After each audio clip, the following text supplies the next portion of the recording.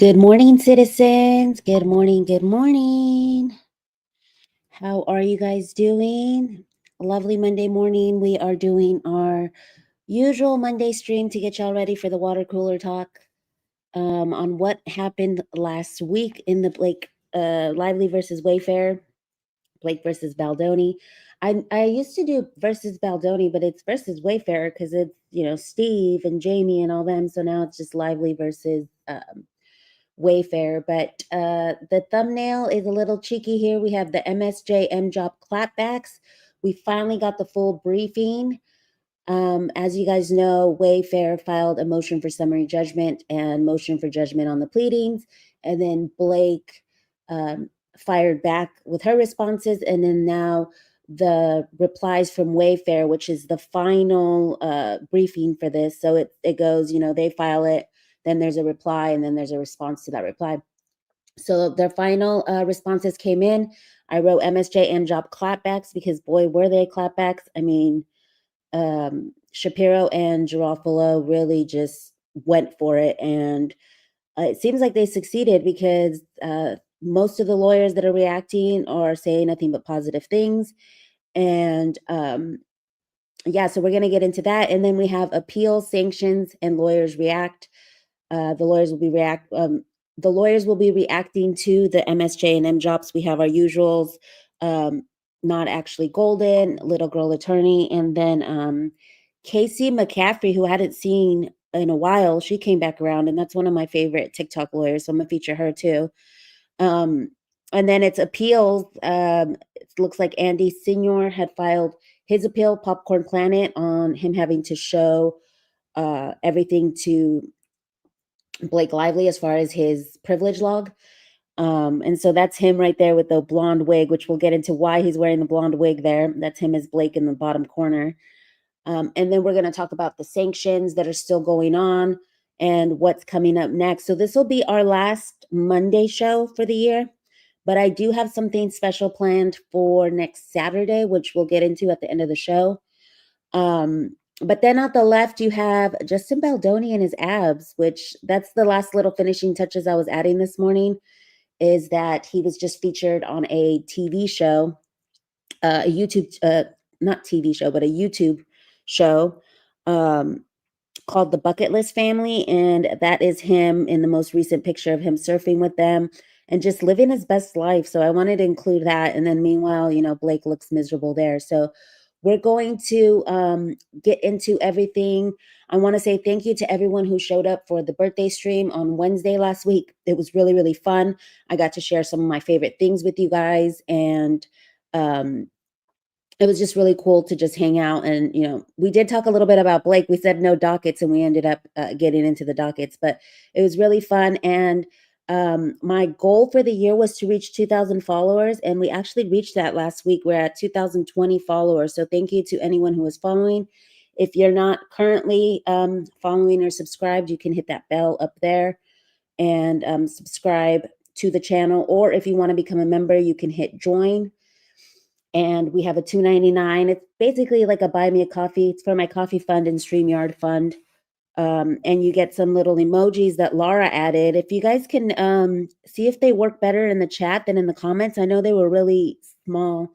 I don't know if Laura wants to try one out. I have some that say allegedly, CJ's day ones. Let me see if I can try. Let me see.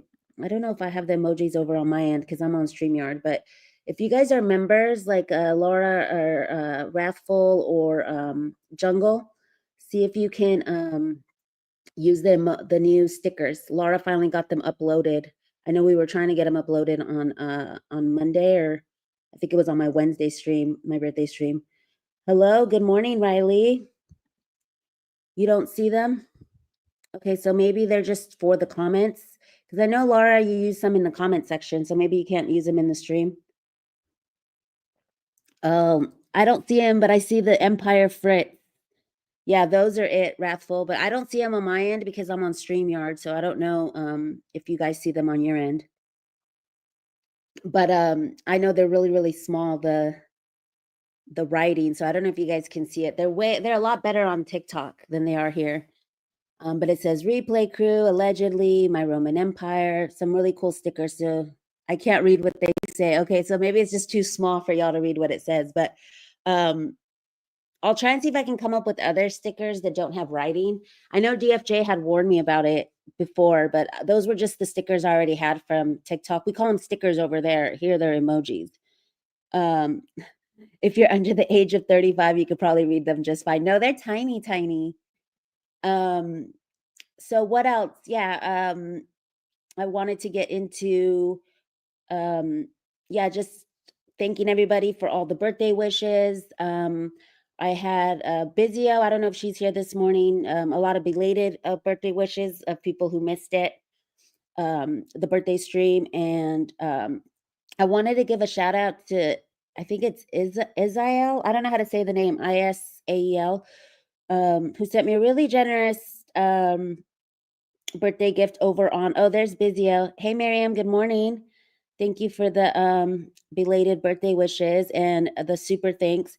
And thank you to everyone who was on the stream who gave you know, birthday gift money. But I don't know if I'm saying that right. Isael sent me a really generous gift over on Cash App, and he was telling me something that I didn't realize, that that Apple takes a portion of, not only does YouTube take some when you donate through the YouTube button, but so does Apple. And I was like, oh my gosh, I didn't know that. So it's better to donate through the browser than through the phone, because then you don't get the additional money taken out from Apple. But I also have the Cash App, which, so thank you to Isael. I don't know what his name is, but sorry if I'm messing up your name, but my Cash App is Citizen Journalist. So for those who want to gift there for the gas station coffee, which I've upgraded, y'all. I'm no longer on gas station coffee. I am on Starbucks energy drinks. It comes with like ginseng and B vitamins. I don't know. Like I said, I don't know if it's healthy or not, but it's a tall can and it tastes good and it does give me a lot of energy. So let's go ahead and get into the show, because we have a super jam-packed show. And I love, Laura, how it sounds. Donate to CJ's gas station coffee fund. Love it. Just the way it sounds, the gas station coffee. So let's go ahead and get into it, you guys. I'm gonna make myself tiny. Let's make myself tiny. I just love this thumbnail. It's probably one of my favorites of the year. I'm probably gonna do a poll for you guys to see what you guys like. What y'all's favorite thumbnail was for this year, because, you know, I try to get cheeky with it and I put a lot of intention into the thumbnails. So I'll probably do a poll over on the community. Okay, so let's go ahead and get into it. As always, you guys know we start with docket updates. What's been happening since last Monday when we did the stream? We had unsealed deposition pages that had come unsealed on the 8th. So more depositions were unsealed. You can go into the depositions on docket updates and all the new pages are highlighted in yellow. So there was a lot of chatter from the depositions. This one was from TV and Movie Addict. It says, this is what I want to see from Isabella's deposition. What could she possibly say about the contents of the message she sent Justin? Why have her deposition sealed? She's a big girl who chose a side. Now live with it. And so this is from the 56.1 responses from Blake Lively, which is basically like the 56.1 filings are what is undisputed facts. And so she's replying to what they said was undisputed fact, which was, Ferrer also wrote to Baldoni to thank him for an incredible experience on the set. She continued, you're such a wonderful, smart, sincere director, and you created such a comfortable, safe space for me to feel like I could fully step into this role. I couldn't have asked for a more welcoming environment. It will stay with me for the rest of my life. And then Blake Lively's response was, undisputed that the quoted language appears in the cited source, but respectfully refers the court to the cited source for its complete contents and disputed as to any summary or interpretation inconsistent therewith. So it's all redacted, as all her responses were. So it says Ferrer transcript 254 to 257. So it's a 3-minute portion of the transcript of her deposition. And so she is going to deny this, or I don't know, but you know, it's a ton of redactions there. I don't know how she's gonna mental gymnastics that's what she said, but she's probably gonna say like, oh, I didn't really mean it, or, he was my boss, so I had to. But the thing is, it was unprompted. This message, it wasn't like he messaged her or anything. This was after the strike stuff. This was during the summer. I believe was it June 2024 or June 2023, y'all? Was this after no, it was June 2024. Yeah, it was. It was right before the promo. And she's basically like, "Oh, I just found this picture in my phone and it was such a great time." So this is right before Book Bonanza and all that stuff. So yeah, that was what citizens were saying about the deposition unsealing. Um, and then there was a lot more people still talking, or still TV and Movie Addict. I love this account. About the Alex Sachs deposition. Alex Sachs admits that Justin Baldoni's movie was taken over in her deposition. So if you guys haven't gone to go read Alex Sachs' deposition, it's one of the juiciest ones, I think. Well, Jamie Heath's is too. All the unsealings on his. And Bocce, she clocked the fact that there's a bunch of pages on Jamie Heath's deposition that Blake Lively cited, but did not include in the unsealing. So it's still sealed, which is really weird. So she was basically like, say it with your whole chest and unseal it. It says, I often get comments, messages. Oh, wait, did I read all this? Okay, it says, Alex Sachs admits that Justin Baldoni's movie was taken over. In my opinion, there was no harassment or smear campaign on her because there was one on Justin, just a bunch of greedy people who didn't care about ruining a man's career if it meant furthering their own. I often get comments, messages about why I support Justin or if I'm getting paid. There is no amount of money that can ever get me to compromise my ethics. I support him because I believe him. I believe that he's a good man who wanted to make a movie for survivors of DV. I'm not the type of person who wishes ill towards anyone, but I do believe in karma, and I hope karma catches up with all these people who twisted his intentions and tried to destroy him. And so this is the part of the deposition that says, so that text was, back in post. This is when Alex texts Baldoni, because she was playing both sides. She's like, she's trying to take over the movie. And meanwhile, she was working with Blake on the side. I believe I did talk to Justin around when that sort of final takeover was happening.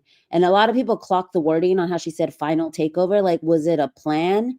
And I know Bocce has her tinfoil hat theory of, which a lot of us, me and Nomad also do, of the takeover being from the very, very beginning, when he got the book rights and they found out he had the book rights.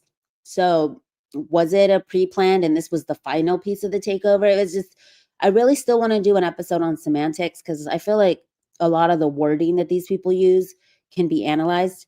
And so then she goes on to say that Baldoni was, upset. But he was shockingly in good spirits and accepting of the whole thing. It's like, yeah, we could run all over him. So there was that talk.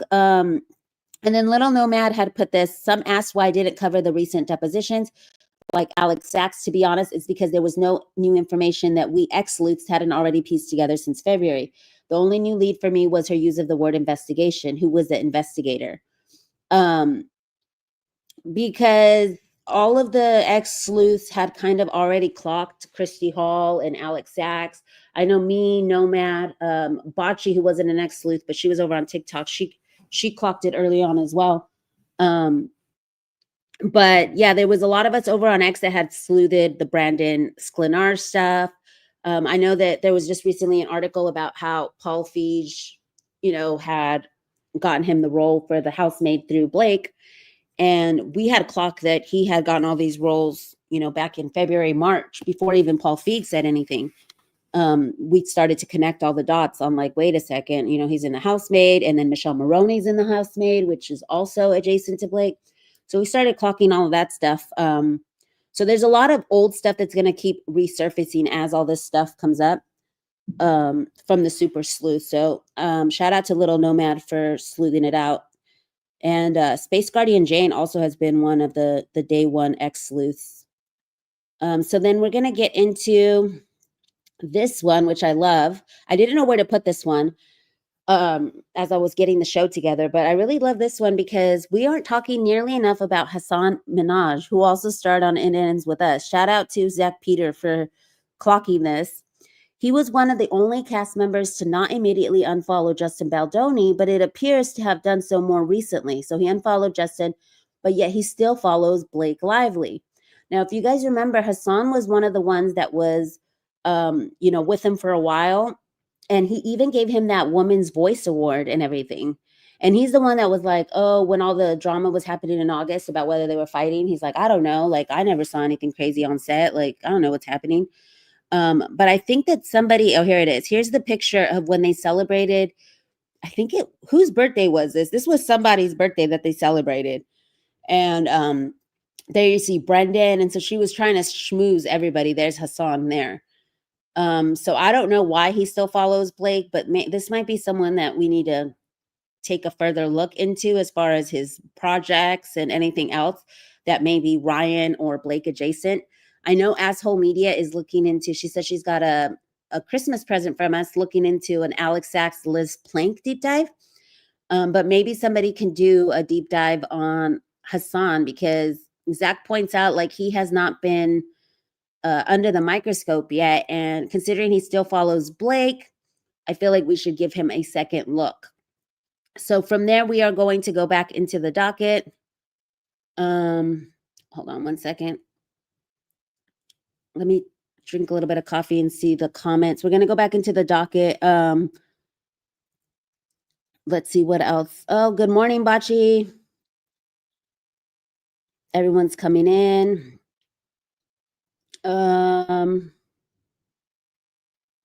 Ooh, it is getting cold. Says good for Hassan.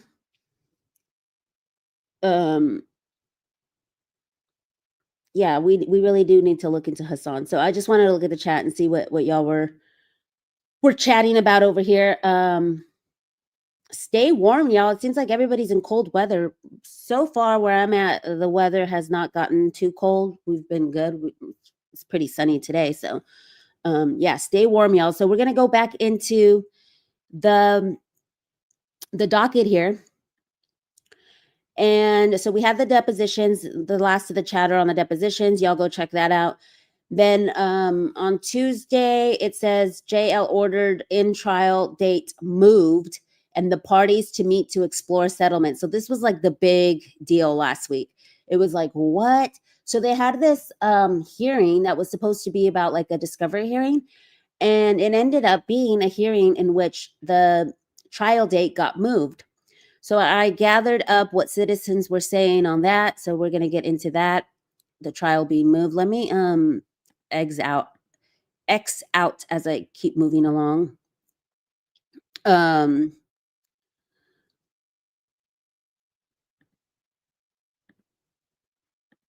Okay, here we go. And so this is one that I just started watching. I don't know if she's always posted about the Blake stuff, but it's called The Smoke Show over on TikTok.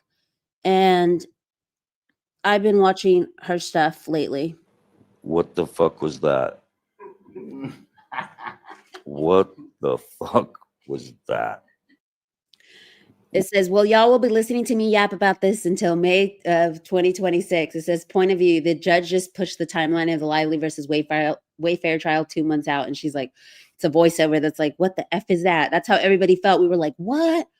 But then we realized through the lawyers and everybody, it's like, calm down. This is just procedural. It was probably never going to start on time. And it was due to the fact that Judge Lyman had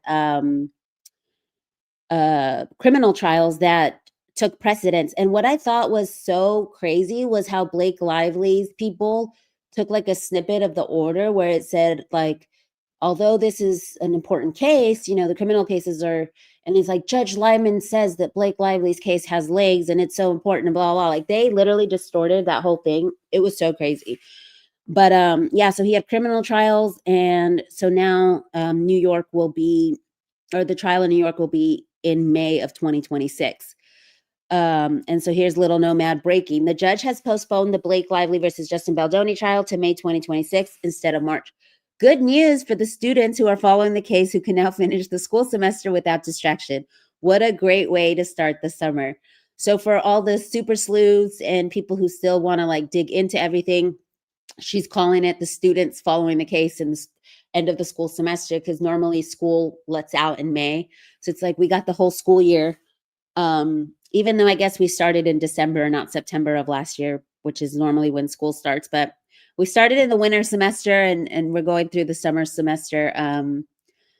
So yeah, I thought that was super cheeky. That was like the students, because I was like, yeah, now we get more time to sleuth. And that was the upside of it, that people were like, oh, it's going to be 2 more months. But a lot of people were like, well, now we have a lot more time to get into, everybody. And that's why I was like, if anybody wants to volunteer as tribute to do the Hassan deep dive. And there was another deep dive that Asshole Media was talking about, because she's like, I'm doing Liz Plank and Alex, but if somebody wants to look into this, I don't remember what it was that she wanted somebody to deep dive on. I think it was it Penske Media? I'm not sure. It was something, but if you guys go over to her Instagram, she needed help or some sleuths to sleuth something out over there. And so then we had this little tidbit. I'm going to play it, and I'm sure all of y'all have seen it, but I want to play it because it's kind of like a recap show of everything that happened this week for people who may have missed it, who were busy with holiday stuff like me. And so here is Brian Friedman, who was caught, quote unquote, caught by TMZ coming out. A lot of people thought, TMZ was already there, because we do know that he's friends with Mark Garagos from the Two Angry Men podcast. And he's been on TMZ a lot. So I'm going to go ahead and play this clip for you guys. How did it go today? Great. Well, how's Justin holding up? Justin's doing as well as he can, and Yeah. he's hopeful and looks forward to a positive resolution in the case. Awesome. So what is next? Like, what are you guys expecting next? We expect to continue to move forward with the case, and Judge made some rulings today that he'll make more public, and I'm sure you guys will be first to capture it, because you always are. Awesome. Thank you so much. Oh, one last thing. So how's like the family doing? Like Justin's wife, everybody, they're obviously, they've been through a lot. It's been a very, very difficult year, and he's holding up as well as one can hold up, and we're hopeful that when he gets the right result here, that slowly he'll be back to the great man that he was, and I think he still is a wonderful person, and really meaningful, and just it's an unfortunate situation, and it'll be good to get him vindication. All right. Thank you so much for your time. Thank you. So a lot of people were like, oh, he was like really cheery coming out of court. Let me find a good still of him. And they were like, what was his little pep in his step? And it turns out because, well, they have the MSJ and the MJOP clapbacks in their pockets. Bizio, what do you mean don't jinx it? What am I jinxing? The date of the trial? So Bocce over here is giving some insight on Hassan. It says, honestly, I think Hassan and Alex are both following Blake and not following Justin, but I do have a feeling that will change when the trial is over. I think they didn't want to be involved in this. So maybe, they don't want to unfollow because it'll create, like, why did you unfollow me? I don't know. I'm going to look deeper into it. Bocce also says that Hassan was the only principal cast person that BL did not put on her disclosures. I just find it funny that he gave Baldoni the Voices of Women award and all that stuff, and then all of a sudden he just dropped him. So that's why I want to see what are his next projects. Is there anything adjacent to Ryan Reynolds? I'm thinking of Rob Reiner. Prayers up to him. I don't know why I was going to say Rob Reiner. I think I just have him in the mind. Prayers up to his family, because he had that an aliving of him and his wife. I haven't even looked into it. I just saw people talking about it this morning. Joe says Hassan is not willing to lie for Blake. Exactly. He's not going to put himself in the crossfires. But I mean, why is he still following her? I don't know if we should or we shouldn't look into that any further. I think Baldoni is still a great man, but then he is finally clear. I think it will finally give him peace. Yes, that's what basically he was saying. He's like, once this all clears up, hopefully he can move on. And we're going to talk about what Justin is doing and what Ryan and Blake have been up to. So that is an interesting tidbit from Bocce that Hassan was not on her disclosures. So, maybe it's because he wasn't willing to risk lying for her. Or maybe because he didn't know much, but he was there. He had his own controversy. He probably was advised by his agency. Oh, He unfollowed after the CRD drop. So it was right away. Yeah, I thought it was really weird because he literally had just, and I have this conspiracy, well, not conspiracy theory, but tinfoil theory, that the reason why she like decided to file, but then maybe not because she had Van Zandt and stuff, so she was going to file anyway, but is because she got upset or mad when he got that award. Like when Hassan gave him that award, because it seemed like it was only a couple days later when she files. So anyways, let's continue with Be Free. I love the Be Free sighting. That was really cool that he came out and talked to TMZ. And Katie and Casey, who I follow, I didn't even know she was on Instagram because I don't get on Instagram a lot. But she's over there on Instagram, and I love like her little meme gifs that she posts. And she's like, Brian Freeman walking out of court to taunt Ryan Reynolds and Blake Lively with a smile. And she used Penn Badgley, who's her ex, which I thought was so funny. But that's literally like Brian Freeman just came out like, yep, this is what's happening. So then as we go through the docket, keep going. The trial date was moved. It says Judge Lyman grants the redaction of Stephanie Jones's phone number because for some reason it was not redacted.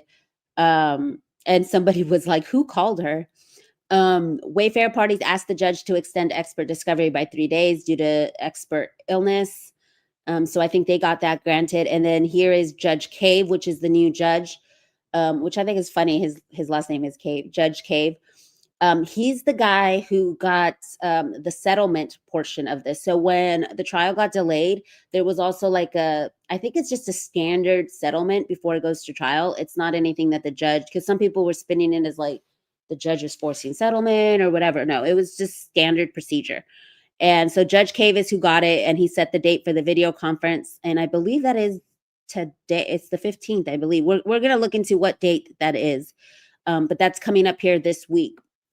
And then Blake Lively replies to Wayfarer's opposition to Rule 11. So if you guys don't know what the Rule 11 sanction is, and you guys can always click on this and you guys can get more content over on Docket Updates.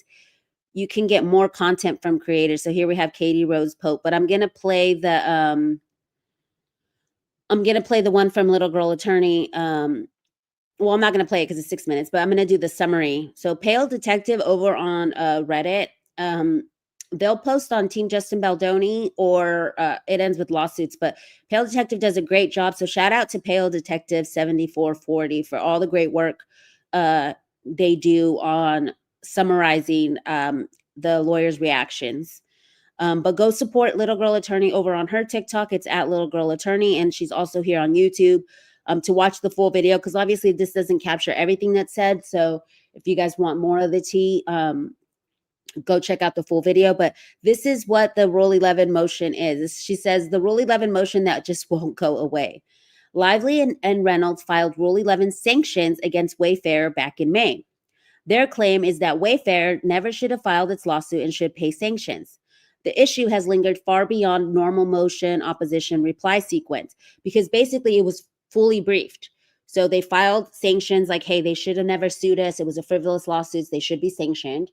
And then Wayfarer replied, and then Blake responded. And then months after, this was just a little while ago, a couple weeks ago, they decided to file like, oh, well, we found this in deposition, so we want to like rebrief this. So it says sealed exhibits and surprise text messages. Wayfarer opposed the supplemental briefing and attached sealed exhibits, which were the depositions of Steve Sarowitz and I believe Melissa Nathan. Those exhibits were later revealed to be Ryan Reynolds' text messages. This is where Wayfarer came back when they clapped back with their response to that supplemental briefing. So Blake Lively's people were, or Ryan, whatever, was like, here's supplemental to the briefing. I know it's already done, but here's the depositions. And then Wayfarer came back and was like, oh, well, they're not even allowed to do this. Like, it's already been fully briefed. But if we're going to go there, we found information too in discovery of Ryan literally admitting that he was trying to defame Justin Baldoni through some, like, it was text messages. Now we know that it's text messages. Text will appear to be under seal and not publicly available. They argue Wayfarer only opposed briefing to get Reynolds' text on the docket. So then they replied to that, basically saying, oh, you guys this is not formal. You guys can't do this. It's already been briefed. But it's like, I know that's what they're trying to say. It's already been briefed. But now because they included text, now they're saying that you were only putting these texts on the docket for like PR or whatever. Claim Wayfarer's evidence is merely corroborative and procedurally improper. Ask the court to ignore this new evidence entirety. So again, rules for thee, but not for me. They argue sanctions should be decided only on the existing record. And again, like, how rich of them to do that? It was already fully briefed on the existing record, and you decided to add more stuff. At the same time, they want to add more briefing and argument themselves. Position reads as internally inconsistent. What the sanctions are really about. The sanctions sought are essentially attorney's fees and monetary punishment to them. And her theory is Wayfarer should be punished simply for losing its lawsuit. That's the theory that that they're basically saying is, you know, because they filed this lawsuit and it was dismissed, then it was a frivolous lawsuit. But technically, it was with prejudice on a portion of it, but then it was without prejudice on another portion, and they just chose not to refile it. So results in more legal fees being spent to seek fees. And that's what Little Girl Attorney says in the video. It's like they're trying to create lawyer fees so that he has to pay back lawyer fees. Rule 11, she says, why this is likely not to go nowhere. Little Girl says Rule 11 is not meant to punish losing lawsuits. Trial courts have broad discretion on sanctions. Appellate courts rarely second guess Rule 11 denials. Likely preserved for appeal, but unlikely to succeed. So she's saying it's probably not going to succeed. So really quick, as we get into sanctions, the lovely Carol Snyder over on Docket Updates has a whole section now for sanctions, because this is how ridiculous the sanctions have gotten. So for any of you guys who want to follow what's going on with the sanctions, here we have the list of sanctions and the status. So we have the Blake Lively's motion for Rule 11 sanctions, and then Ryan Reynolds' motion for Rule 11 sanctions. So this is the one where it's been an opposition, a response, motion to leave to supplement, and then the response for the supplement. And then we also have Ryan Reynolds' motion here. We have Blake Lively's motion for Rule 3.6 sanctions against defendant's counsel. This is the one against Brian Friedman. We have Blake Lively's motion for spoliation sanctions against defendant regarding the default auto delete function for the Signal messages. We have Stephanie Jones' motion for spoliation sanctions against defendant, again regarding so it's one for Blake and one for Stephanie Jones. They're both trying to get sanctions over the Signal messages. And then we have BL's motion for Rule 37 sanctions, which was the Jamie Heath birth footage. And that one, I believe, went all the way through an order where it was granted and denied in part. So all of these, you see, it says pending at the end. This is the one where he had to provide the birth footage, but he wasn't like punished as far as having to not testify, but he did have to pay her attorney's fees. So BL's motion for Rule 37 sanctions against the Melissa Nathan redactions, that she didn't redact properly or use the correct redaction boxes, and that was denied by Judge Lyman. So seeing it in full like this, you guys, it just seems like a lot of people think it's for PR, so that it's like, well, you know, it was not fair, especially with the Signal messages. Like, it was not fair that, you know, they did this to me, and just to put it out there that they were doing something wrong, and the media will fall for it. So I thought this was really cool of Carol. And you can always go support Docket Updates and all their work. They have a little emoji down here. I don't know what this is, but it's a buy me a coffee, and you can go here and you can support and buy a coffee. You see people supporting, you're doing great work. The website looks amazing. Great job. Thank you for the amazing work you've done in support of JB and team. So she worked on this this last week, and I thought it was really cool for us to finally get to see it. And these are clickable, so you can go and see that opposition with where they included the text. So it's here. I believe it was it redacted still?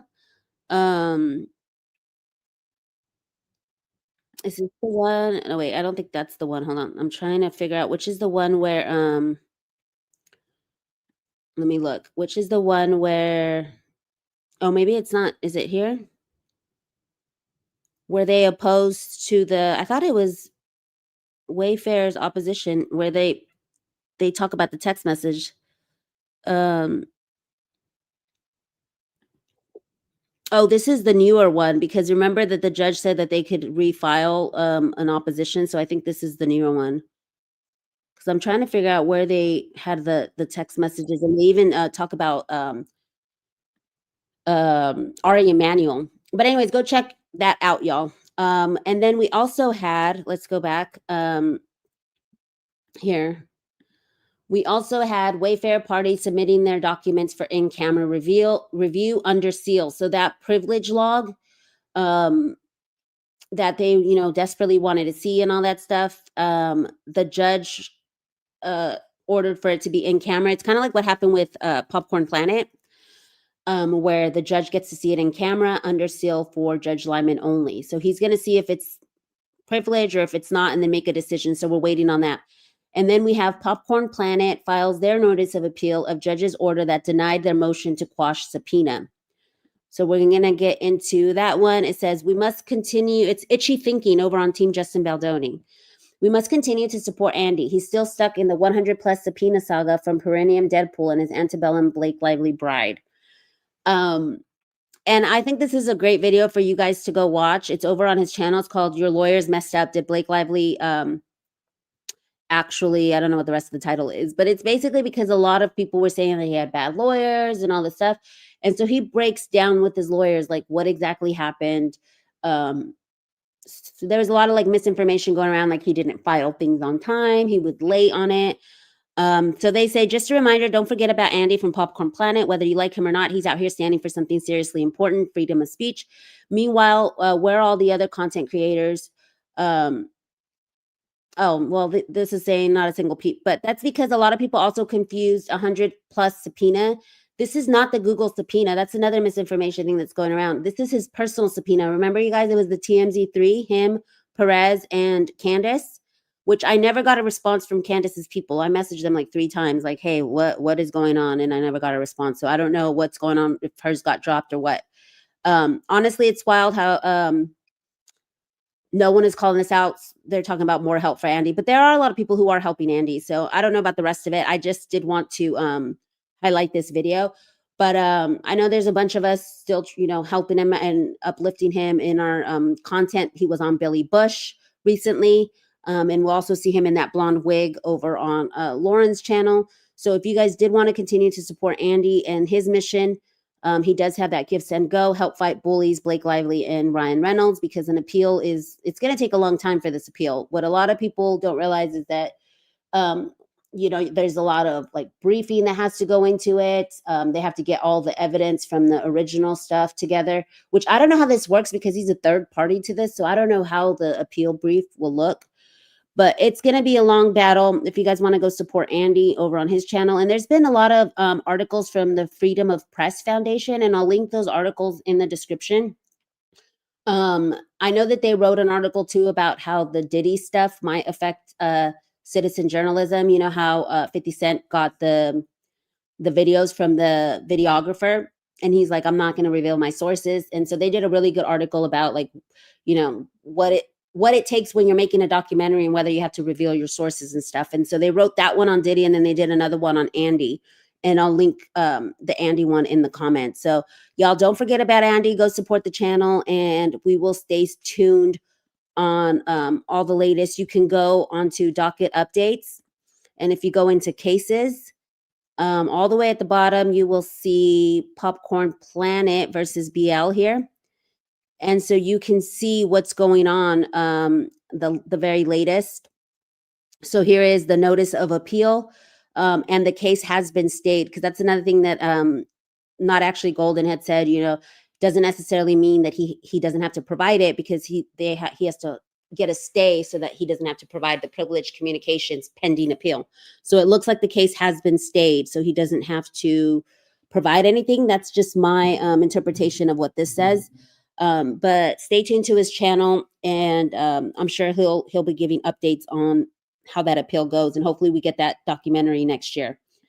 And then we had the JW also filed a notice of appeal. Jed Wallace also filed a notice of appeal, and we had Jennifer Abel replies in support of her conditional motion for summary judgment against Jones Works. And one of the highlights there was that Jones was surreptitiously monitoring Jen Abel's phone. So that was one of the big gags that came out. So we're going to highlight one of our very own Armad DFJ.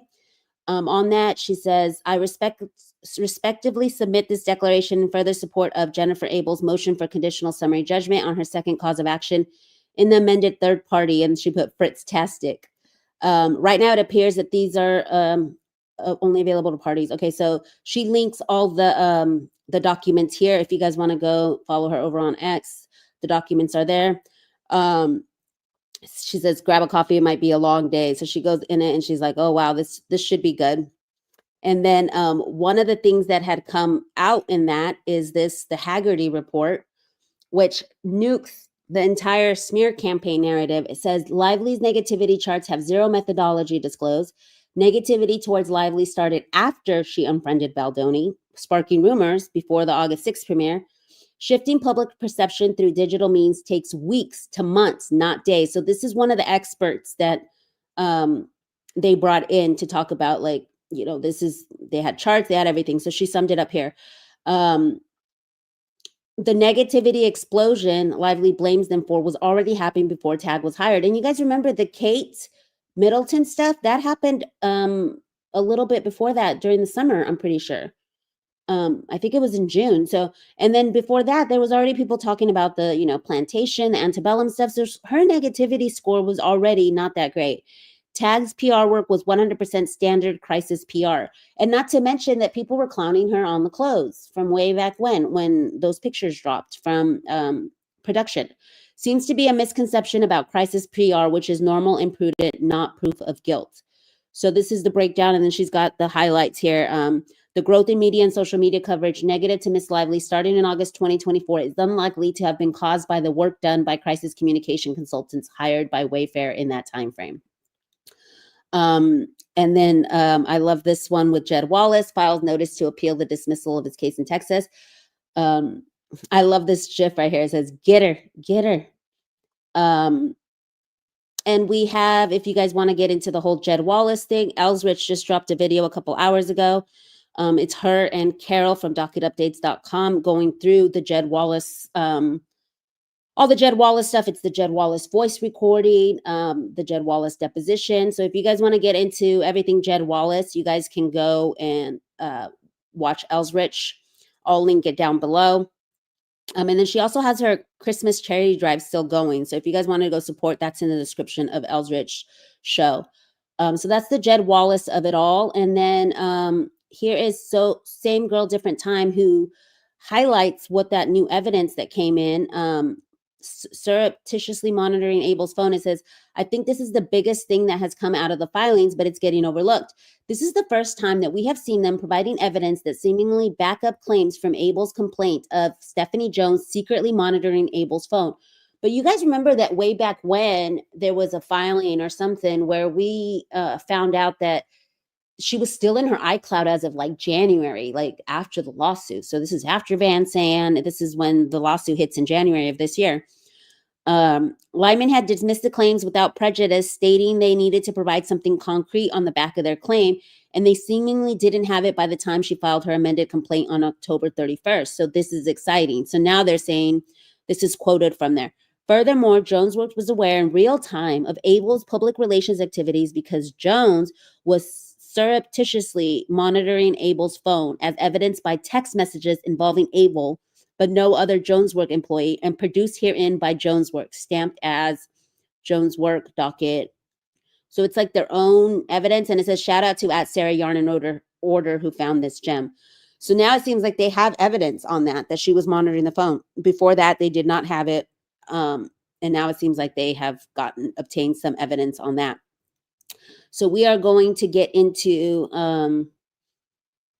let me see, we are going to get into the MSJ and the MJOPs here. Let me take a little tiny break and sip some coffee and see what y'all are doing in the comments. Let me remove this because it seems like the audio is not working, and I don't know if I'm going to put more audio up here, but let me just fix it real quick before I get any more audio. So what is everybody saying over here? Let's see.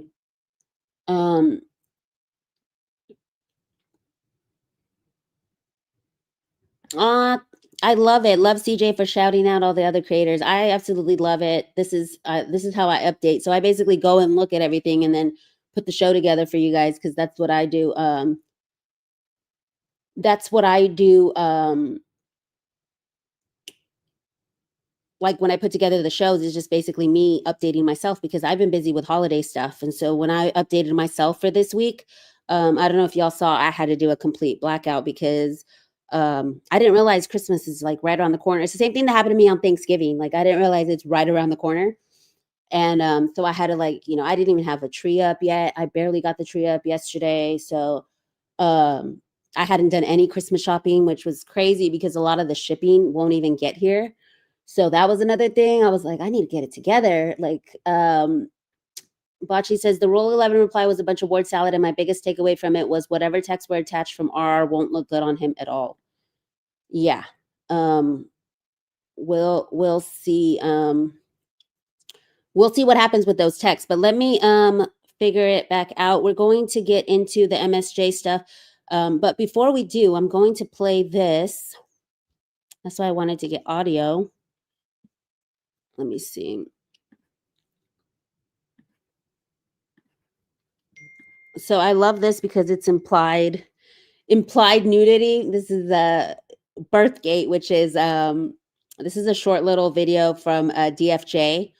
And I wanted to preface this because we did have some implied nudity while we were going over the MSJs and MJOPs, and you'll see what I mean. But this explains Lively claiming that Jamie Heath was seemingly nude in the post-birth video. So I'm going to play this one because I thought it was really cheeky. For the same reason Blake Lively was not nude in the birth scene. There wasn't a baby popping out. So why am I calling it Birthgate? Okay, it's because she thinks childbirth is corn. And up here where it says, to add insult to injury, Mr. Heath approached Miss Lively and her assistant on set and started playing a video of a fully nude woman with her legs apart. So keep that in mind, because now they're saying that Jamie Heath was also seemingly nude, which is insane. What is wrong with these people? And Ezra asks, are you nude in that video? He says no. That's from October. Okay. Then 3 days ago, this was the footnote in Lively's memorandum of law. She says, Lively and Heath dispute what video he showed her. Heath insists the video was after birth. Even if that were true, the video still shows Heath seemingly nude, cradling his visibly nude wife from behind in a tub. So now they're saying he was nude, and she knows he's not. She literally asked him. They have this video from his phone where they see he's clearly not. Why would he be nude? It makes no sense. He's not having the baby. Also, Natasha was covered, and she was covered with a baby on her chest. So this is it's ridiculous that they're even trying to say he was seemingly nude. Why? Because they're trying to push the whole corn thing. To me, that just shows they really have nothing. Can you imagine a jury to be on a jury for a girl is saying that someone showed her part of a post-birth video to give the energy that they wanted for their upcoming filming of a post-birth scene, and she's claiming that she thought it was corn. Are you serious right now? So stupid. Her credibility would be shot right then and there. Where's TMZ? Where's Deadline? Where's the Hollywood Reporter?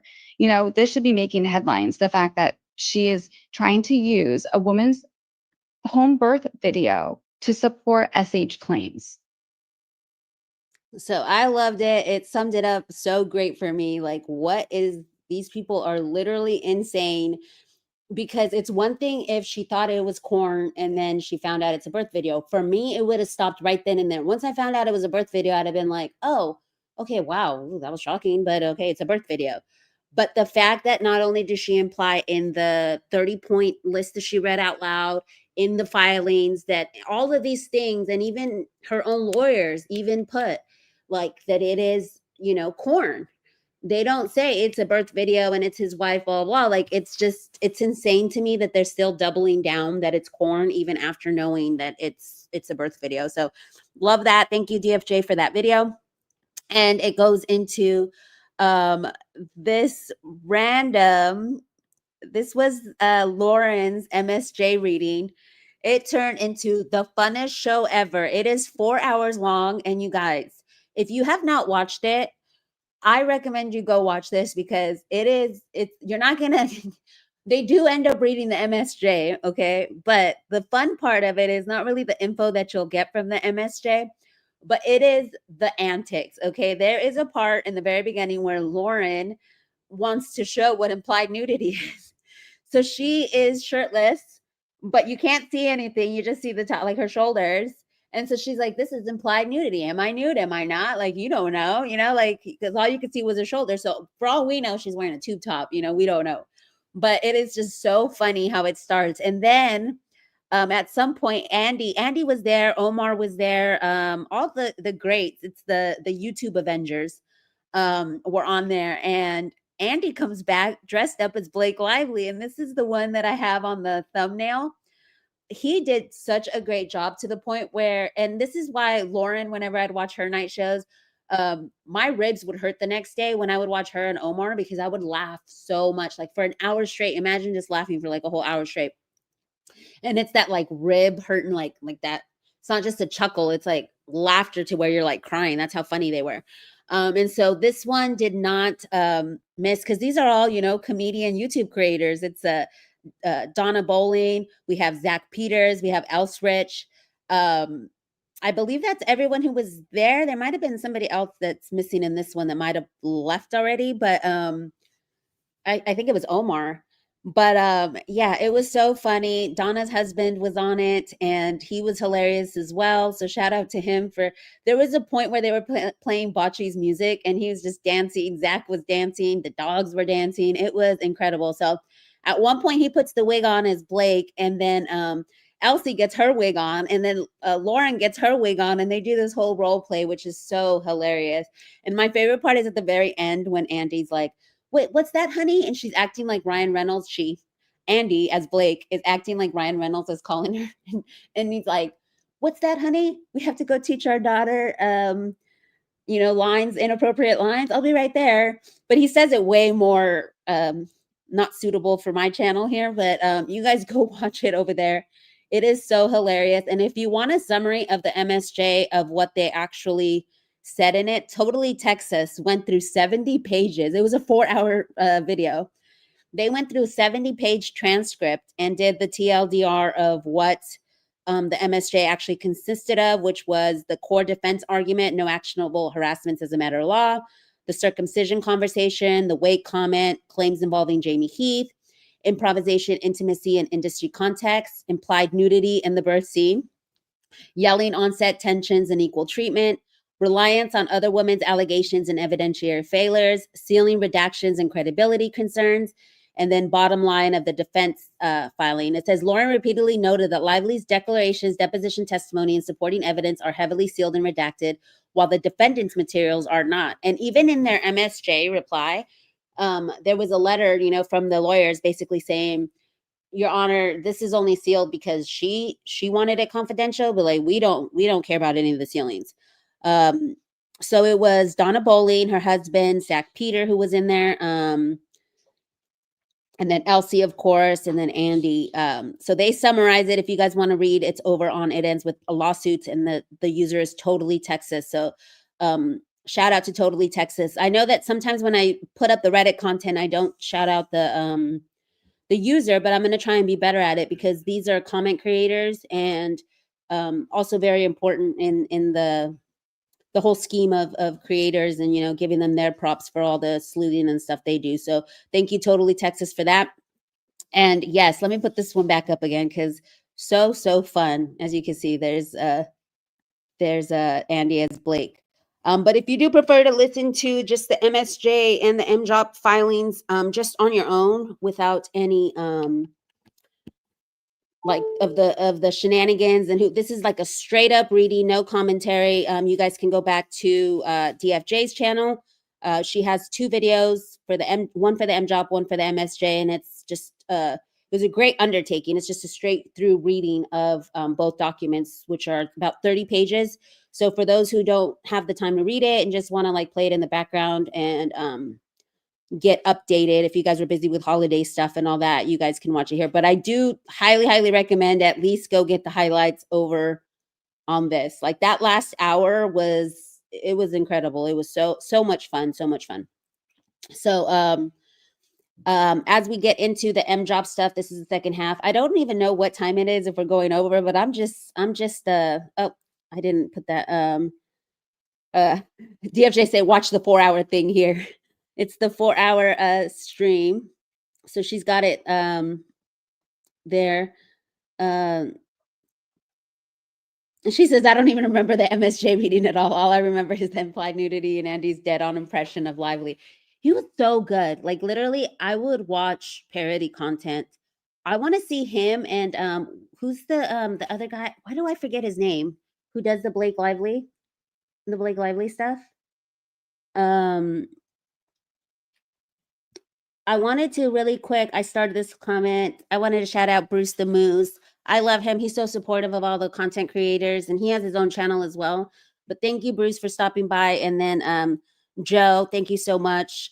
He's a member, not even a mod, but he's like, don't forget to like and subscribe, guys. I love that. I love it when just the audience is out here helping out the channel. So thank you, guys. Michael Pavano, yes, that's his name. So that would be funny to get those two together. It would be really cool. I want him to be lively every day if he does all the shows. Yeah. Okay, so I'm just going to continue with the show. We're getting into the second half. So that was the first half of the show. We're getting to the second half, which is the MJOP. And here we have lawyers react to the motion for summary judgment and the judgment on the pleading. So this is part 1 from Not Actually Golden. Why the replies feel different this time. Wayfarer learned before filing that oral argument would be held. That knowledge changes drafting strategy significantly. So remember, there was that hearing where they were saying that the MSJ and all that stuff, in that order, it said that there would be a hearing for the MSJ and MJOP. So not only was it going to be briefed on the filings, but also a verbal hearing. That knowledge changed the drafting strategy for them because there was less pressure to cram every argument into the reply and allowed them to reserve sharper points for the live questioning. It explains why the replies felt calmer and more selective. Courts don't police workplace vibes. Corporate defendants hate cases becoming audits of management style, which is, I think, what she was trying to say here. Like, I just didn't like the workplace. Like, okay, boo-hoo. Nobody likes the workplace. I mean, very few people like their workplace. And even the people who do find little things that they don't like about it. So courts are not tasked with perfecting workplace culture. The legal question is unlawful conduct, not rudeness or not tension. And there was a lot of talk about the yelling from Alex Sachs, like, oh, he yelled. And so they addressed that in the MSJ. Framing disputes as mean behavior helps defendants. This theme positions Wayfarer very well for oral argument, because that's what they did on their MJOP responses in MSJ. They were like, well, he was mean. He yelled. He did this, you know. Wayfarer, he banged the chair, you know, whatever, which the Blake Lively people were like, he kicked the chair. He did. And I'm like, no, he literally just banged his hands on the chair. Wayfarer strongly resists kicking legal issues to summary judgment. Emphasizes that the MJOP is about law and non-disputed evidence. Because if you guys remember, her response to their MJOP motion for judgment on the pleadings, that you can't rely on evidence in that. That has to be the 4 corners of the page, and it can only be the law. This should be thrown out because the law is just not there. And instead, Blake Lively responded to them and said, well, we want you to consider the evidence in the MSJ. We want you to put those two together, the MJOP and the MSJ. And it's like, no, that's not how it works. She failed to oppose certain arguments. And remember, if you guys saw my last episode, we had Sarah Yarn Law's really cool chart that's over on Docket Updates that shows all the arguments that she missed responding to. Cites authority that unopposed arguments from Lively are waived. Adverse employment action may be deemed conceded. Oral argument exposes weak arguments. This is why the oral argument changes the risk profile. The judge will see if a party truly believes in its position. Any passive strategy becomes obvious at the podium. And we know Shapiro is really great in like verbal hearings. So I don't know who's going to take it. We know Fritz is really good. He's the one who got the Melissa Nathan stuff, I think, dismissed.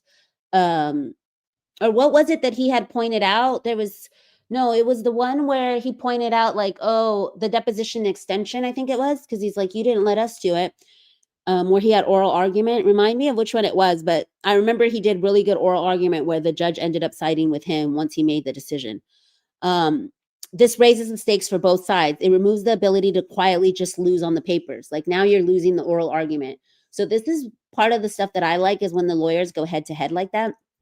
And that's what I really liked about the Diddy trial. When it wasn't that it was entertaining in a way that I was like, "Ooh, this is so fun," but it was entertaining in a way that you got to see we never got to see or hear them based on the transcripts, but you got to read basically the two lawyers going back and forth, which was Maureen Comey and Agna Filio and all them, do their like how they address the jury and all that stuff. Obviously, we couldn't see, and that's just going to be like kind of not cool about this that we don't get to like actually see it unless you're there in the courtroom.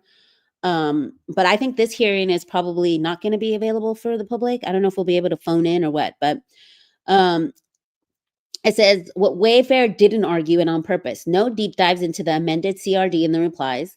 Likely because it's already in the record, a judge can take judicial notice without the briefing of that, and the issue can be addressed directly at oral argument. It suggests deliberate restraint, not oversight. Choice of law meta argument. Lively argues California law governs via contract. Wayfarer responds, that includes California's limits. California law disfavors extraterritorial application. And I want to do an episode on the Vin Diesel case because I don't know if that can be used here or how it can be used or if it's the same thing or if it's different, but they were arguing also that it was California law that had to be applied, and she was going for the whole work employment thing that she was harassed years ago, I believe 10 plus years ago by Vin Diesel. And the courts ruled that because the alleged harassment happened in Georgia and not in California, that the case was thrown out essentially. So I want to do a deep dive on the extraterritorial stuff because I find it really compelling. And when I saw that Vin Diesel case, I was like, oh, wow, I wonder if this would have any implications. Because you guys know Be Free also represents Vin Diesel. So shout out to Be Free on winning that because, yeah, he got that case dismissed. So kudos to Be Free. And that's, he's had all like the FKA Twigs one as well. He took that one to settlement. So I know FKA Twigs probably got a big chunk of change there from Shia LaBeouf. So he's been winning a lot. He's no longer representing Rebel Wilson, which I know a lot of people are still in the media are still saying that he does, but he no longer represents her. Anyways, the internal logic behind Wayfarer's argument undermines Lively's own position, and this clean and structured argument tends to appeal to the judges.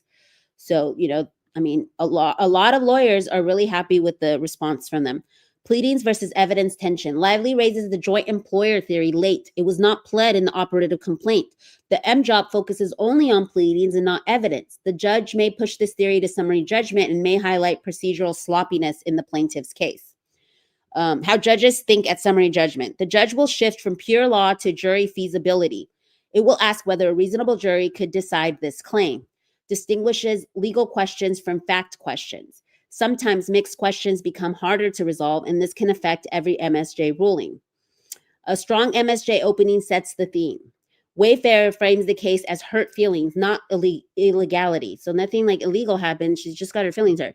Emphasizes the success of the film, which contradicts Lively's claim damages.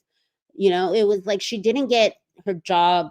She didn't get fired. She didn't get retaliated against. She actually got a producer credit. She got all this other extra stuff. The movie did great. Suggests plaintiff caused the same conduct alleged. Sets up a compelling oral argument throughout the reply. So then we get into the part 2 of it down here, which is the MSJ. So that was the MJOP, and this is the MSJ. It says, this is not a court case, is basically the main theme. Wayfarer frames the entire MSJ as a dispute based on feelings rather than a legal one. The argument is that Lively controlled the production minute by minute. They say she's asking a jury for enormous damages over conduct that she herself engaged in, aka the sexy comments and all that stuff. This is a narrative Wayfarer will lean into heavily at oral argument. And the hugging too, because a lot of people have clocked the way that she hugs all these people. Even at this Stony Clover thing, which we're going to get into, people were taking pictures and then she'd like lean in and like squeeze them and stuff. And it's like, okay, I mean, yes, it's a meet and greet with the fan or whatever, but like, yeah, she's basically saying like, he can't hug, but I can hug. What a reply brief can and can't do. Replies are limited to responding, not introducing new arguments. So structure is essentially, they said X and here's why that's wrong. But much of the MSJ reply necessarily mirrors the original MSJ. Emphasis is on reinforcement, added authority, and tightening logic. Lively tries to lower the threshold by arguing that a single incident can be severe. But Wayfarer responds by distinguishing her cited case. The case that she cited was a racial slur precedent, which I'm like, how rich of her, because the antebellum stuff and all that you would cite this case. And someone said that they quoted like a Black Lives Matter thing on the response, but I haven't looked into it. Their point, yes, one act can be severe, but context matters. They argue the alleged conduct here does not rise to that level as a matter of law. And then other women's experience and the hearsay strategy. Wayfarer avoids in-depth exploration of other women's experiences. Instead, they argue that the evidence is inadmissible hearsay. This prevents creating new factual disputes at summary judgment, leaves room to address the relevance later at oral argument. So this is all the stuff about Christy Hall said he was mean, and Alex Sachs saying that Christy Hall said this. It's like all hearsay stuff. Or and it's funny because they said that it was hearsay when Steve Sarowitz said that Brandon Sklenar like praised Baldoni, and they're like, well, that's hearsay. Adverse employment action still missing. Lively's response focuses on reputational harm, not concrete job harm.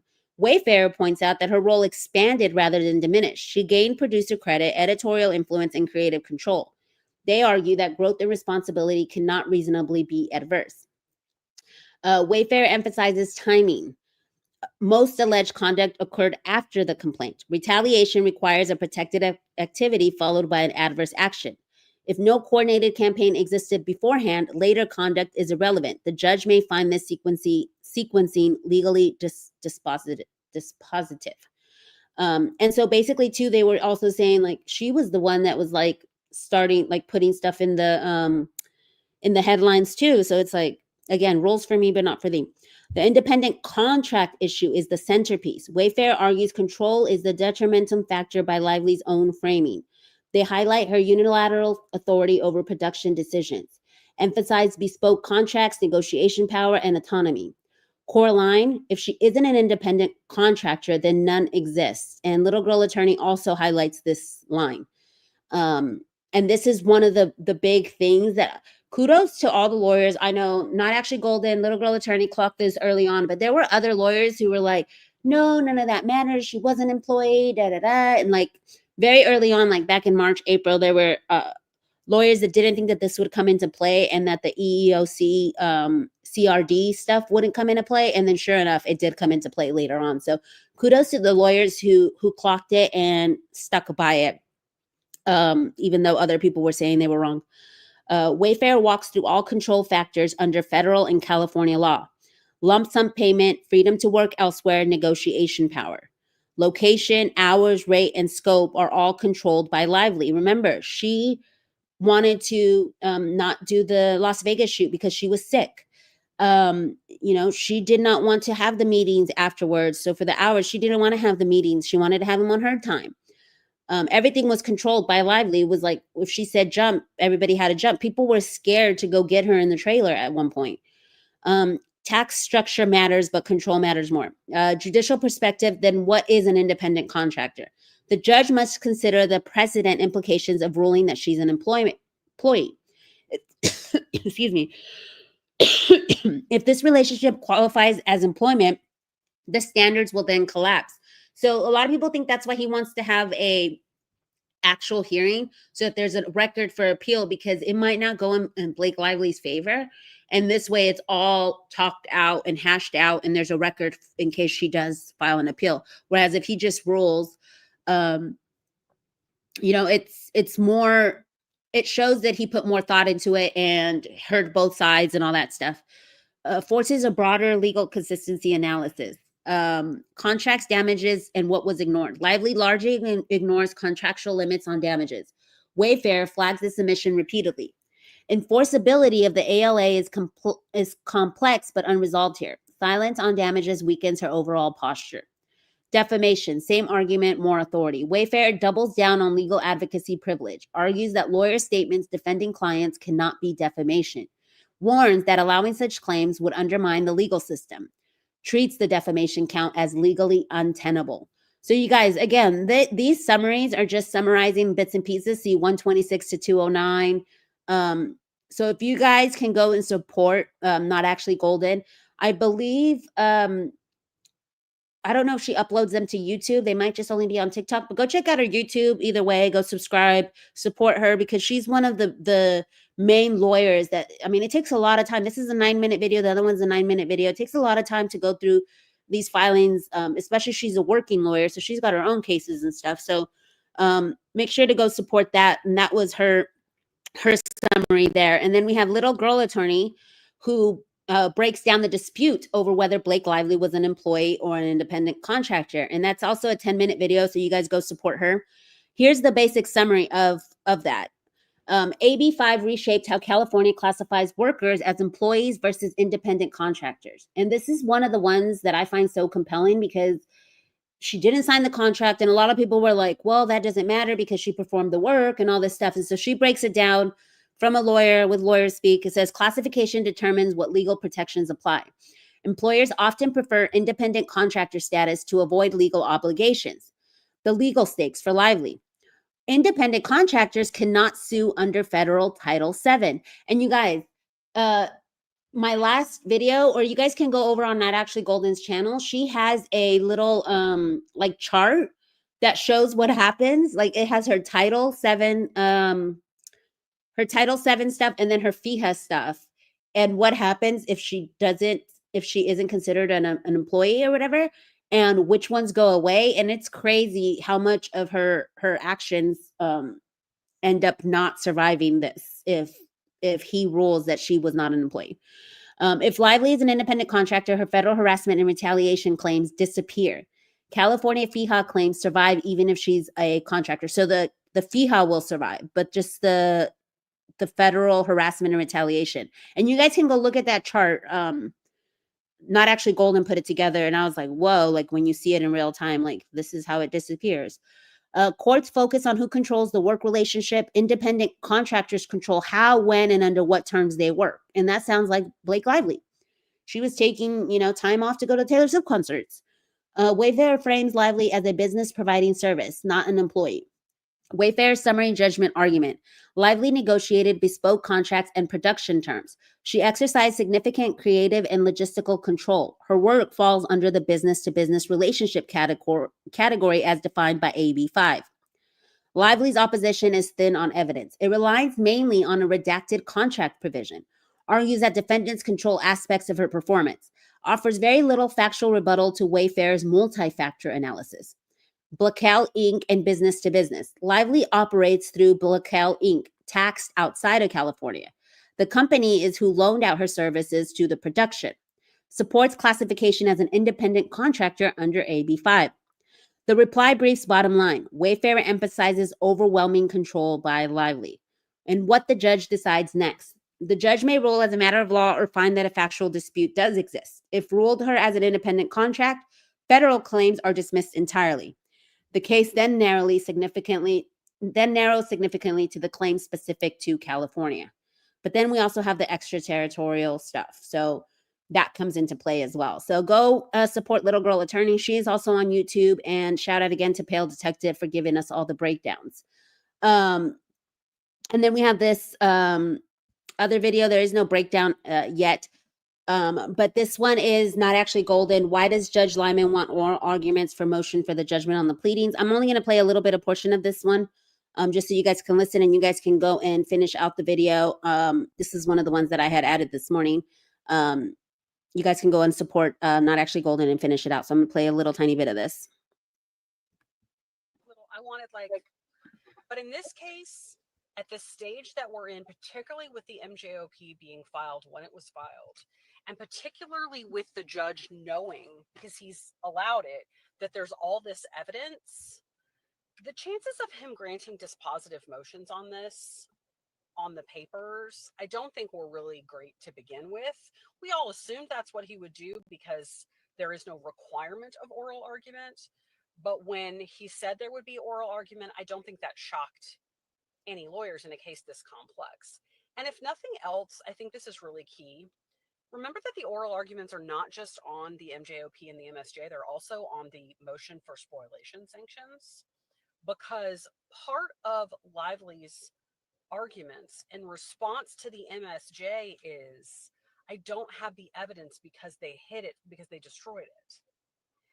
And so for him to be able to fully adjudicate the MSJ, he wants to know whether there's any merit to that spoliation sanctions issue. So I think it makes sense for him to have these people in front of him to talk about all of these things. And I also think that it's part of this being potentially precedent setting, as I have said before. I mean, think about it like this. Every single appeal that goes in front of the Supreme Court has oral argument. Every single appeal that has any issue that's not like an automatic decision in appeals courts, in whether it's the Circuit Court of Appeals or state courts of appeal, has oral argument. Every legal issue raised to a court where the potential decision is not just on the facts of this case, but raises larger policy questions, has oral argument. And so I think part of him deciding to have oral argument here is recognizing that he has a lot of that in this case. So you guys can finish out the video. I'll leave you guys on the cliffhanger, but go support her. Basically saying that this could set precedents for, you know, a larger scale. Like it could open up, people can start suing for, you know, people yelling at work, like, hey, you didn't answer the phone right away or whatever. Like executive assistants could start suing, or like, who knows what implications this can have. And also check out her stuff. She does really good work on, breaking down the Andy appeal and all the misinformation around all that, and what a stay is on appeal, and all that stuff. And I think, is this her chart right here? I think this might be her chart. No, that was a different chart. But yeah, she makes really cool charts and all that stuff. But now we're going into the third part of the show, and I don't know if Bocce is still here, but we're going into Aaron Bocevich, starring at Bocce Gohawk. I love assholemedia.com over on Instagram. They make all kinds of like images and stuff that, you know, for creators to use and reuse. She's always staying on Blake and Ryan's neck and all that stuff, and she supports creators and makes, I know she made me one that said I don't want no smoke, and then she made DFJ one. So she makes all these like cute little like meme style stuff, and I love this one, Aaron Bocevich. So I wanted to highlight some of her videos that I used to catch up on, and some of the things that she had clocked throughout this, like everything that's unsealing about Alex and all that. So she's over on, so I picked one TikTok video and one YouTube video, but I think she puts them on both. But just to highlight that she's on different platforms. So I'm going to go ahead and play this one. Again, she does not say that Justin was called out by Blake, just Jamie. And this is an interesting statement. Look at what it says. She says the other piece was that she was like, you, Jamie, make jokes about how you can't make eye contact with people anymore, as if to undermine and lessen the importance of people not wanting to be comfy, cozy on set. Which I think the not wanting has got to be a typo.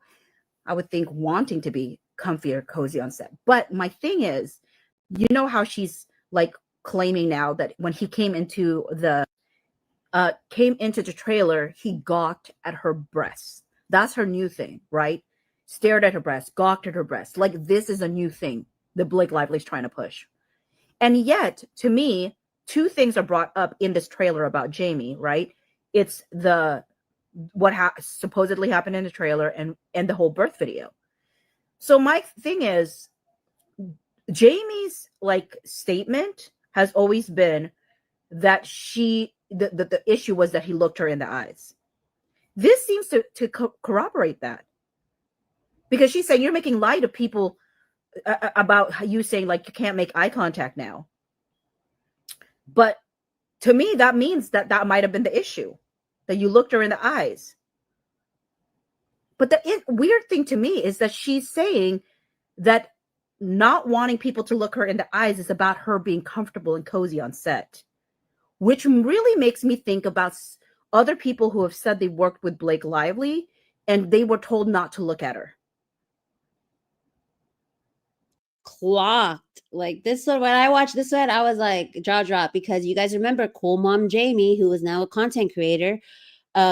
I believe that's the one who worked with her previously, or no, she was like a P. Was she a PA? I think she was the girl. Correct me if I'm wrong. It might not be Cool Mom Jamie, but I think it is. I think it's Cool Mom Jamie that basically had like a job or something where she had to like go take her water at one point, and she got fired from that because she looked her in the eye. And so here we're like clocking that because, and then there was E. Woods. Shout out to E. Woods, who's really supportive of all creators as well. He was on Colonel Kurtz's show. If you guys haven't watched that one, it is someone who worked with her during Gossip Girl. And he talks about how she like, you know, was not like, didn't treat him as like humans, didn't want that, you know, anybody. And he's actually a person of color too. So, you know, she'll never beat those allegations. But then also, there's the script supervisor, Alicia Van Goden on TikTok. She also said that she's worked with both of them. And when she asked like, who's the meanest celebrity you ever worked with? And they said, were they meaner than, I forget who she mentioned, but they were like, were they meaner than Blake? And she's like, the thing with Blake is like, she wasn't even mean. It's like, she made you feel like you were not human. And so I was like, whoa, those are like way worse words than to say like, oh, she's just mean to you, or she made you feel inhuman, is what Alicia had said on that live. So she clocked the whole thing about the eye contact, and how Alex Sack's own deposition proves that she wasn't gawking at the breast, because the jokes were about how you can't make eye contact with people. And this goes back to the fact that a lot of these depositions were not in favor of Blake. A lot of these unsealed depositions, it seemed like they were in favor of Justin Baldoni. So let me continue here to the next one. I just like, wow, that's really clocked. So we're going to go into this 56.1 statement one. And she added her own facts in, and I literally almost, if I was drinking something, I would have spit it out of my mouth. This is what it said.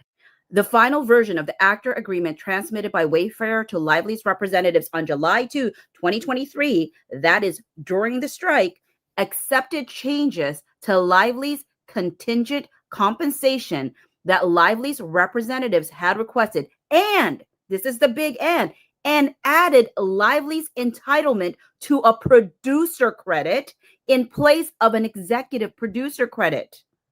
The actors' agreement's contingent compensation terms were accordingly more generous than the offer letter in the following ways. 1, Lively was entitled to home entertainment revenues accounted at 100% of amounts received less customary deductions. 2, there would be no advertising overhead charge. And 3, there would be no over budget penalty. But I want to go back to the fact that she's saying that she got the producer credit, that she stated that she was entitled to the producer credit by July 2, 2023. And frankly, I got questions for her. The main question I have for Blake Lively, the main one is, if you already got producer credit, you already had power. Like Wayfarer's version is you wrestled that producer credit out of them in June of 2024. That makes sense as to why you did the November 19, 2023 letter. The 17 point, that makes sense because you didn't have power then. Because you had to force them to give it to you in July of 2024. But now you're telling us you always had the power starting July 2023.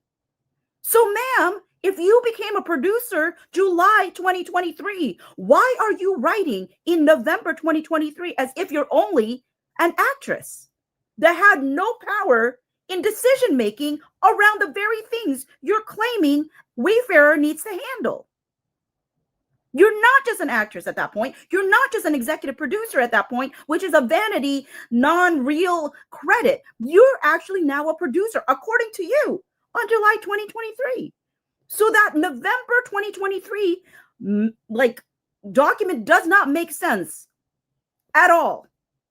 Okay, so Bocce clocked this. I don't know if you can see the date here, but Bocce clocked this, and then it turns out that on the sorry, I don't want to pause it right there. We'll pause it at the surprise look. She's saying it doesn't make no sense at all, and she kept clocking like it doesn't make no sense why she would say that. And there is a footnote, and I wish I had pulled it up. I don't know if anybody knows, like off the top of their heads, where that footnote is, but there's a footnote in the MSJ that says that she mischaracterized. Let me see if I can find it super really quick, because I do want to highlight. I do want to highlight that footnote real quick. Let me see. Which is why I love Bocce, because she puts she deep dives into like all these little tiny nuances. I missed that she had said that she got the producer credit in July of 2023, but obviously let me just see if this is the main document. Okay. Let me just see if I can hit find and type in July for the footnote. No, maybe not. Was it in the MJOP? I'm not sure which one it was in. Let me see. Might be in this one,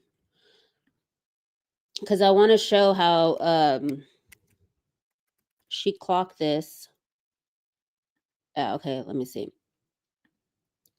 Oh, and I found that buzzwords one that you were saying, Lively's case law about legals buzzwords. Okay, this is the one that somebody in the chat was talking about, is inopposite. Her cases concern circumstances in which a lay person used the wrong words to make a complaint, whereas Lively was well-resourced, assisted by counsel, and knew how to make her concern known. I saw somebody in the chat talking about that, but let me see. I'm going through the July. Maybe it's not in here.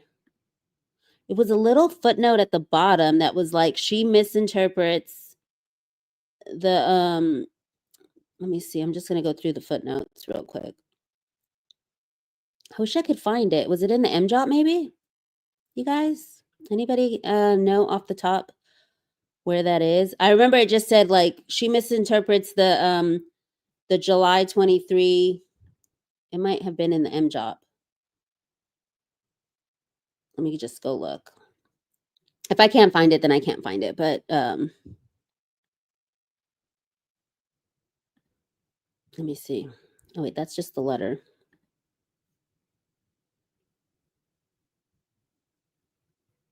Yeah, I don't know where it's at. Let me look at the chat if anybody knows where it's June, not July. Is it June? Okay. June, let me see. Let me type in June on the MSJ.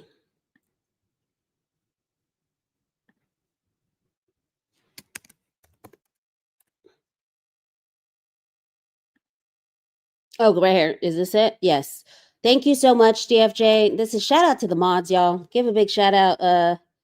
I got you. Thank you, DFJ. I was asking y'all and then not even looking in the chat. Thank you so much, DFJ. Shout out to DFJ and Laura for modding and taking care of it right here. Took the edit. Oh, so you actually already had it here. Thank you. But here it is up here. Lively distorts the record by suggesting she was entitled to a producer credit rather than the ceremonial executive producer title in the offer letter. Lively admits she first undertook to edit the filming without a promise of a producer credit. And then indeed, she was not granted a producer title until June of 2024. So she was saying July of 2023. So she was distorting it. Thank you so much, DFJ, page 9. I was asking y'all and not even coming to the chat to see. So thank you for that. But yeah, so she had clocked this before the MSJ got filed. She was like, wait, this doesn't make sense, because if you were already a producer in July of 2023, then in November of 2023, when you filed the 17-point list, you had more power than what you're saying. So again, her facts and her dates they don't match. And that was one of the things that got me into the case originally, was that, yep, she is making it easier for Wayfarer parties to impeach her come May 2026. Exactly. We love and appreciate the mods always. Yes. Thank you, DFJ. The entire footnote is in the chat. Thank you so much. I appreciate it. She's like, I literally put it in the chat. I know. I'm sorry, DFJ. It's also because it's behind because I'm on the StreamYard. And so, yeah. And also I just wasn't looking. I was like trying to find it myself and then asking y'all and then not looking to see if anybody had pulled it up in the chat. So my bad. But yeah, you guys on YouTube are a little bit behind from me. Or I think I'm behind from you guys. I'm not sure how it works, but I appreciate. Sorry, DFJ. I wasn't over here, but because she's like, girl, look in the chat. Or like when my sound's not working in there, everyone's like, come look, CJ. And I'm like, not even looking. But yeah, so this is why I really love Aaron Botchevich. I love how I paused it, the look on her face of disgust on here. Love it. And then over here, she's just like super shocked. The facial expressions. So here's her latest. It's 8 minutes long. I'm not gonna play it. So this is like my what did I say with little girl attorneys, the little sneak preview or whatever, and you guys can finish it. But this is her latest. It's Ryan Reynolds and Blake Lively's pursuit of being a billionaire through a franchise. So you guys go check out her latest video. It's it really breaks down what they were trying to do with the It Ends With Us stuff. So I'm just gonna play a little tiny bit, and then you guys can go finish watching it over on her either YouTube or TikTok. Did Blake Lively do all this? And I don't know how to describe it, but I do think it's about a franchise. So in March of 2023, and then again June 2023, these articles started to come out. Okay, so she got hired on to do It Ends With Us in December of 2022. And by March and June, there's these articles coming out that claim that Ryan Reynolds and Blake Lively are going to be the next billionaire couple. Here's one, right? How Ryan Reynolds and Blake Lively could become Hollywood's next billionaire couple. Deadpool actor 46 and Gossip Girl star 35 have earned hundreds of millions of dollars thanks to canny investments in gin, budget mobiles, dating apps, and more. That was March 26, 2023. Then on June 26, 2023, this is already during the strike, Ryan Reynolds and Blake Lively's Hollywood's next billionaire power couple, ? With 4 kids, a $billion business portfolio, and 1 winning football team, the actors are becoming entrepreneurial megastars. So the thing that stands out to me in this section is the second paragraph on the bottom here. It all started when he struck us, I think, a savvy deal when signing off the Marvel movie Deadpool in 2016. Although he was only paid $2.6 million up front. Remember how people talked about, oh, Blake Lively was just paid 1-point-something million up front? He negotiated a share of the box office profits, earning him $22 million of the $786 million take home. For Deadpool 2 in 2018, he signed his production company on, meaning he earned a rumored $40 million alone for the film. Do you see the pattern? First, he goes in with a very low price for his work, but he negotiates a share of the box office profits, of the large, like box office profits. And then, interestingly enough, the following movie, suddenly it's now his production company. So I'm going to leave you guys on that cliffhanger, but it is a must watch. It goes into detail. And one of the things that I love that when I first started watching her back in January, February, it was her and So Knit Crafty over on TikTok. I know her account is private, So Knit Crafty, and she doesn't like to be shouted out and stuff like that. She likes to stay small. But both of them, what I loved is that they went into like all like what was MSM talking about. So they'd go into like the articles, the actual press, and then slew the actual press for answers, which I thought was really, really cool. And here you see she goes back to these articles, like what was being said about them, what was being talked about. And she breaks it down. So you guys go watch that. I wanted to leave you guys on the cliffhanger wanting more. So go watch that one. And then most recently, as we transition here into the last half of what's next and what is everybody doing, Ryan Reynolds, speaking of Deadpool and all this money, is facing a lot of heat in the UK after his football club Wrexham got 18 million in public funds.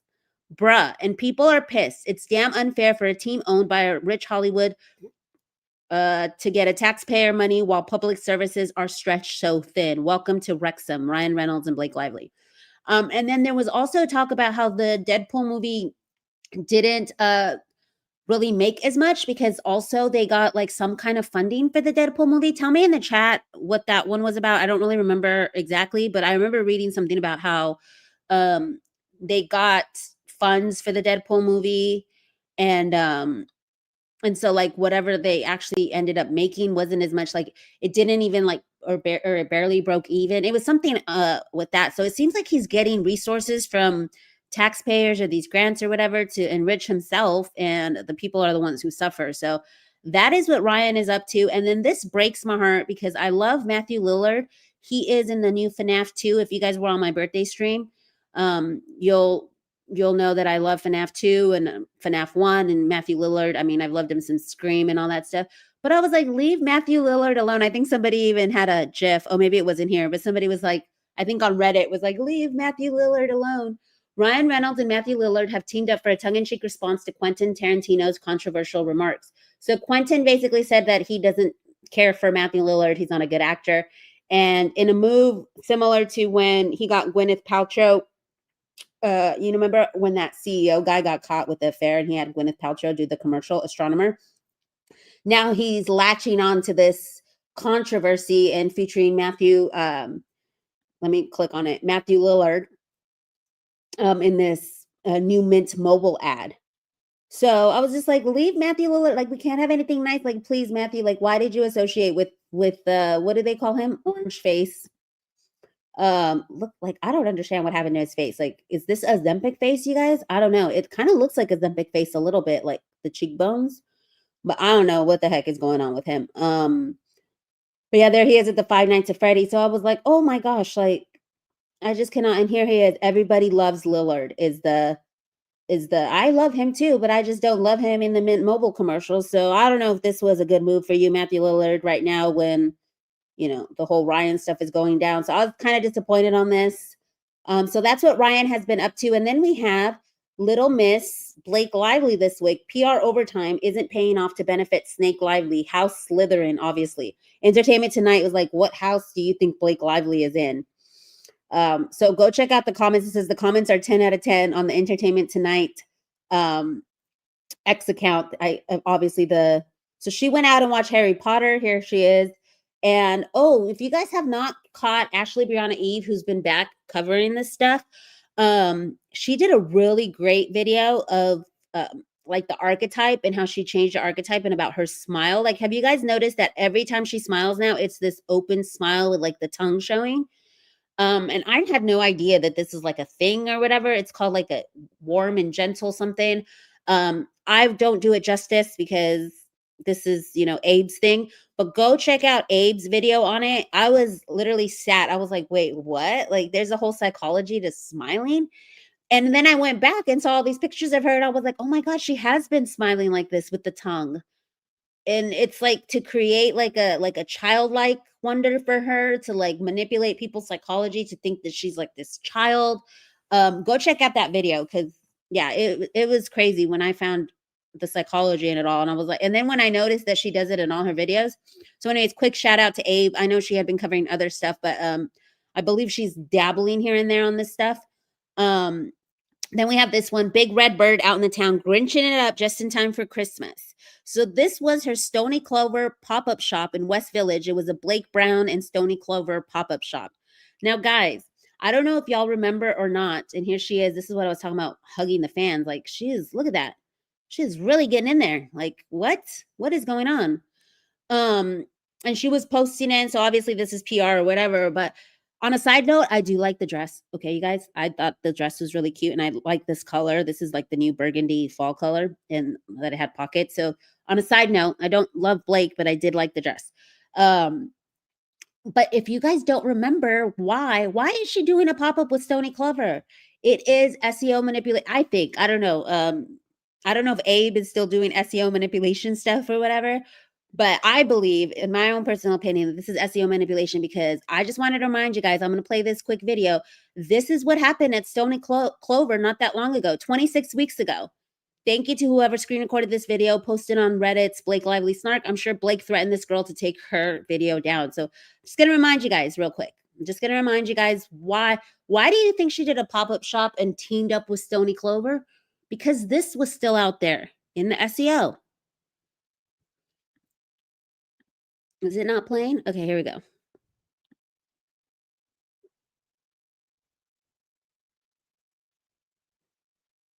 Oh, wait, hold on. I lost connection, you guys. Hold up. Hold up. Hey, Shadonos. I know it's I'm going into hour 2, I think, here, but we're almost wrapping up, y'all, as we get into 2 hours. The shows have been like around 2 hours. But let me remove this from the stage. Thank you to everyone who's following here. I'm gonna take a quick coffee sip real quick. But yeah, I'm not sure if anyone else has clocked this, but I was like, as soon as I was like, wait, a Stony Clover pop-up shop, where have I heard this before? And then it took me a while to go find it. But once I found it, I was like, oh, now it makes sense. She's trying to clear her name. So she partners with Stony Clover. So here we go. Horrible experience. I don't know how she has any fans anymore. First of all, we walked in and we're like just looking around. Like I didn't even notice her at first. Like I'm just looking, shopping for my sister. And the way she's talking to the workers at the store was so rude. Like she was like, I want a fresh one of these, one that wasn't touched by other customers. No. Is there a private bathroom? No. And like not ignoring her kids, ignoring her niece, ignoring everyone, just building whatever she wanted at the, bar at Stony Clover. And then just being so just kind of irritating and rude. And I was just like, I don't know, I'm indifferent. I'm not a big fan. I don't hate her or whatever. But I was like, oh my God, like people are working hard in stores like this and this is how you're treating them. Like you're being so entitled. And the second we walked out, like it was clear that we were invading their space. It's a store, first of all. There's no sign that says you can't enter. She didn't block it off. And the second that we walk in, or the second we leave, her security guard comes and stands in front of the door. And like now I'm at the corner of the street and the security guard is staring at me. And I'm like, dude, I can't just look at a store. I can't just shop. Like, she's not the Queen of Sheba. Calm down. But anyways, if anyone's still a fan of Blake Lively, I think recheck your decision on that because she's not very nice to the common people.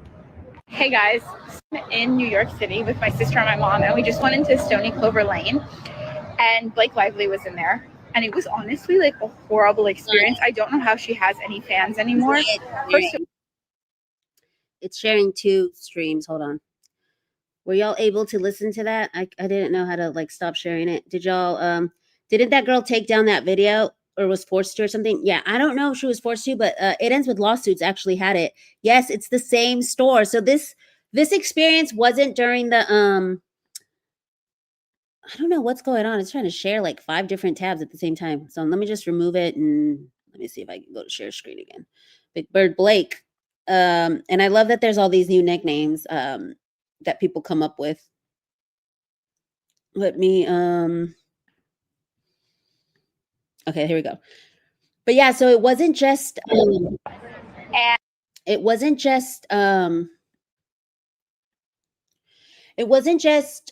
wasn't at the Stony Clover. This experience was 27 weeks ago, it says. Where somebody walked into Stony Clover. She was there, I think, with her niece and maybe her kids or something. But, she basically says, like, I don't even know how she has fans. She was so rude to the employees. She was rude to us. She was acting like, her shit didn't stink. And everybody's saying the same thing. It's like if one person said it, but look, Alicia Van Gotten said it. E. Wood said it. Justin Baldoni said it. Like so many people say the same thing about her. Is like, at what point are we going to believe that she is this person? And so I honestly believe that this Stony Clover pop-up shop thing was in order to, get that out of the SEO or to partner with them because maybe she was rude to the employees and like, she doesn't want no smoke from them. I don't know.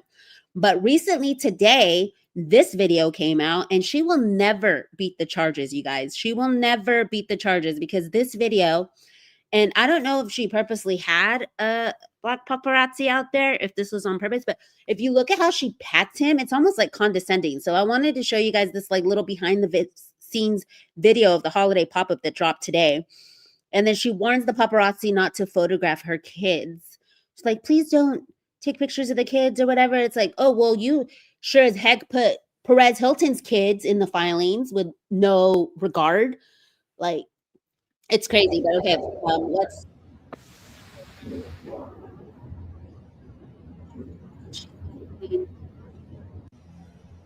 And look, she hugs people. Look at this. And I'm like, does she touch him down there, or is she trying to grab his camera right here? Like, look at this guy right here on the right. She just goes up and hugs him, and then what is she doing down there? You see that? Let me play it one more time. What is she doing down there?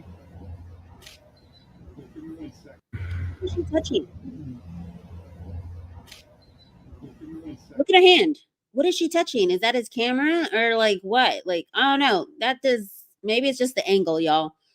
But yeah, I was like, One second, thank you. yeah, there's his camera, so she might have just been touching the camera, but she was super handsy with it. Hey Blake, thank you so much. Check this out. Move that. Got it? What's up? She takes a picture with these people, but then ignores this lady here. Well, I don't know what that's about. Wait.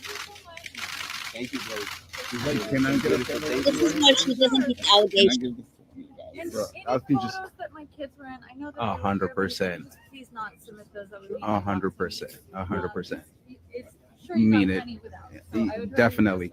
Appreciate it. You got it. Look at how she pats him in the back. Look. Guys, it's Blake and Blake. We just want to say happy holidays. Thank you so much. Thank you for being They like the little pat. Thank you. Have a good night. I don't know. It could just be me, but she'll never beat the allegation. And then she gets back out, takes another picture with these people.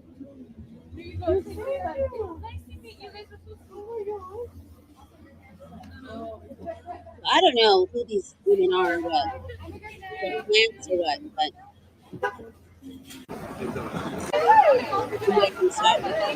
in the cold with these three people or whatever. But let me go look at the chat and see what y'all thought if she beat the allegations. Now she'll say the boobs are always out. Where did the velvet ropes go? This was at the end of the night. So yeah, that is weird that all of a sudden. What kind of shop is this? It was Stony Clover. So the shop is basically where you make beaded bracelets and stuff. So on like some Taylor Swift friendship bracelet making stuff. You can make like keychains and you can make like all kinds of stuff. And let me see if anybody is in here talking about did she beat the allegations or not. Oh, thank you, Miriam. I know it's a long show. A lot of people are having to get to work and stuff. So thank you, Miriam, for all your support. I appreciate you. Buy a raffle. Everyone's like, oh, it's taking forever. We're almost done. We're at the very, very end, y'all. She's like, I've been procrastinating too long. I got to do my own content on my own channel. Yeah, I procrastinate as well on Blake content. I can stay stuck in it. So anyways, if you guys, oh, Bizio is still here. Oh, you guys were saying bye to Wrathful. I didn't realize it. Okay, sorry. So no, she did not beat the allegations. Exactly, Maladaptive. And Maladaptive, I saw your comment that it was your little GIF over on Reddit that was like, leave Lillard alone. Yeah, that's so cool because I love that. But I think I ended up going with the X post and not the Reddit post. But yeah. Anyways, I just thought, I'm going to play it one more time for y'all. I just thought that like this little pat right here, it was giving, you'll never beat the allegations. Blake, we just want to say Why is she? happy holidays. Oh, yeah. Thank you so much. Thank you for Yeah. being respectful of my children. I appreciate it. Thank you. Thank you for the respect for my children that you did not give to Perez Hilton. So anyways, that's what Blake's been up to on her PR tour. And meanwhile, oh, I wanted to highlight this. I was supposed to highlight this with the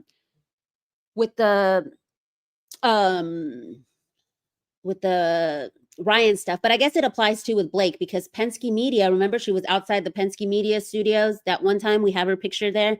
We know that it says there is speculation that Ryan Reynolds and Jay Penske are tight, or Ryan pays PM a hefty sum to run propaganda for himself and his wife. Allegedly, this is in this Redditor's opinion. Shout out to Queghog Leviathan. But they're saying it looks like Penske Media is suing Google for its AI overviews features, which is making Penske Media lose viewership and income. So this is basically when you Google something, the AI overview comes out. And this is why, what is that one? I used to use it for lawsuits and stuff. It's like an AI generator. Dang it. How did I lose the name? I cannot think of the name. I used to use it for like to summarize lawsuits way in the beginning when I first started Objection. It's kind of like a ChatGPT type of thing, but it basically gets everything from all the media outlets. And I remember they got sued too. If anyone remembers what that AI is called. But it basically, you can ask it a question and then it grabs everything from media and it'll like summarize it and give you like the media articles embedded in. Dang it, I wish I could remember it. But anyways, they got sued too because they're basically saying you're taking away traffic from the actual articles. Penske consists of Rolling Stone, Variety, Billboard, The Hollywood Reporter, Deadline, and South by Southwest Festival.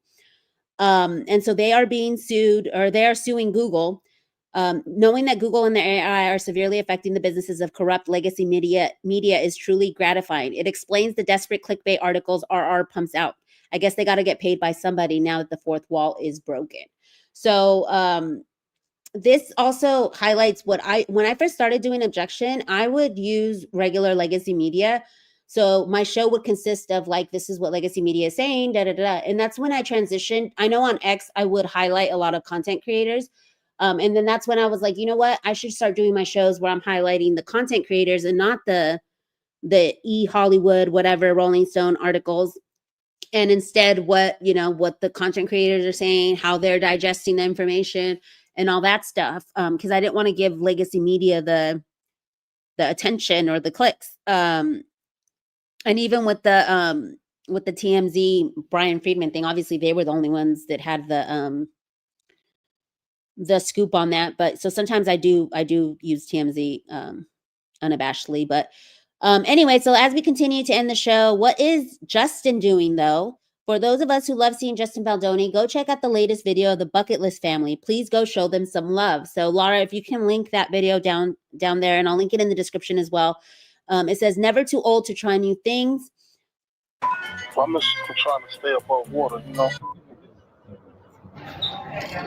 So it's featuring Justin Baldoni. He's there with the fans. Really cool video. Here is what was also posted. Thank you, Life Moon 1309 over on It Ends With Losses. Justin appears on the Bucket List Family YouTube channel, and it says, "Stay thirsty, my friends. New video on the channel." And this is from the Bucket List, and that's the picture that is on the thumbnail. And then here we go, guys, from my favorite LA Addict TV, Lena. Shout out to Lena. She always just posts positive content. It's always, she doesn't really like stay on people's necks. It's always just support for Justin, positive videos on them. And I love this one. It says, "I love all of Justin's support system." So here he is with all his buddies, surfing, doing what he loves to do. And then we're also kind of his support system too, because we're out here, talking about it, staying on people's necks and stuff. And so not only does he have us creators, but he also has this group of friends that he's that are supporting him. And in the video, TV and Movie Addict posted this. I don't know if you can see it, but they nicknamed Justin the Hugger. You can barely see it right here, but when they describe who he is, they say the Hugger. So there's a couple of Easter eggs. Go support that video if you guys can. And I believe that ends our show. I did want to end on this, which is Yarn and Order over on YouTube. She was supposed to go live, I think yesterday, which was Sunday, but I didn't see it. Oh, live event December 21st. So this will be December 21st. Update on all the cases. So this is Yarn and Order. She has all the stuff here. And then here is where she went over all the cases and the conference. Everything that she highlights everything that happened this week, but she goes case by case. Lively versus Wayfarer. And then I believe it goes into, it's a 2-hour show, but you guys go support her YouTube channel. It's fairly new, but she goes into like what what are all, I don't know if she just only has one in the background. Yeah, I guess she only has one, but over here on TikTok, she has this video. She has this video on TikTok that has all the, so you guys see all the cases. So you guys can see all that. And then last but not least, we're going to go through the calendar. So December 15th, the deadline for, that's today, for Jennifer Abel to reply opposed to Jonesworth's motion for leave to amend the claims. And the scheduling of the settlement conference is today, council only video meeting. Okay, so a lot of people are asking if they'd be able to see the settlement too, but no, it's only council, and there's a meeting today at 4 p.m. So we'll see what comes out of that. Then we have the deadline for continued sealing and the deadline for exchange of expert rebuttal coming up. So that's what's coming up, and we're leaving you guys with such a treat from our very own DFJ. She's going to put the link to this advent calendar that she made. Here's a fun one. So it's all these cute little snippet videos that she made, and I already opened mine for the first 2 days. So those were already open. It was the Perez Hilton little short, and then there was one on Taylor Swift. So I'm going to open this with you guys right now. So today's day 3. So let's see what we get in the advent. Oh, it's the Van Zandt ink. So I'm going to play this one really, really quick. So it's all these cute little shorts on the advent calendar, something cheeky from DFJ. Evidence laundering. Evidence laundering. Behind the veil they're conjuring. Conjuring sham subpoenas. So that was the Van Zandt, that's a DFJ song, Evidence Laundering. If you guys have not heard that one, it is over on her channel. And she also has like another spooky one. I forget what that one is. And let me just, as we finish up here, I know Joe had said he wanted to hear. Joe, what was the song that you wanted to hear? Because I had Don't Settle, but what was the bocce song that you wanted to hear at the end? I'm not quite sure which one it was because it was further up in the chat. So Joe, if you're still here, because I was gonna play Don't Settle. Let me see. Let me go in the chat real quick.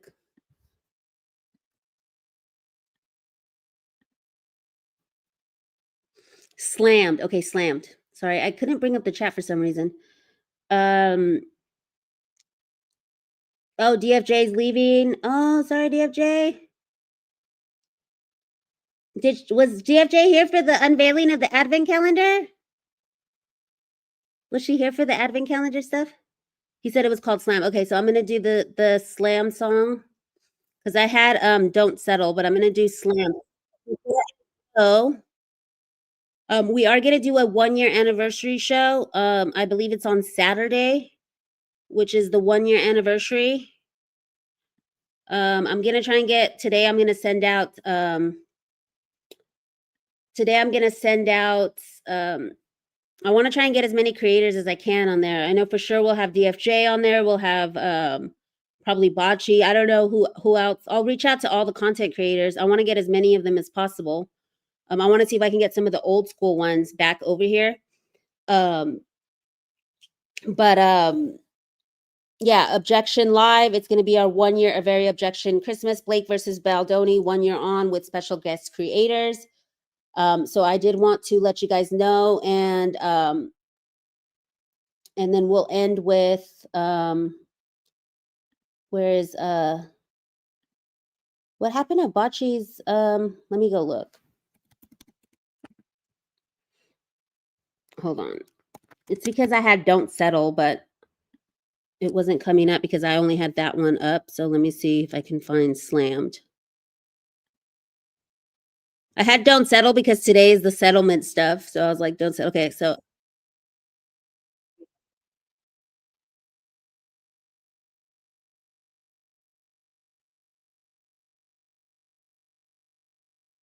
Okay, it says no audio, so hold up real quick, y'all.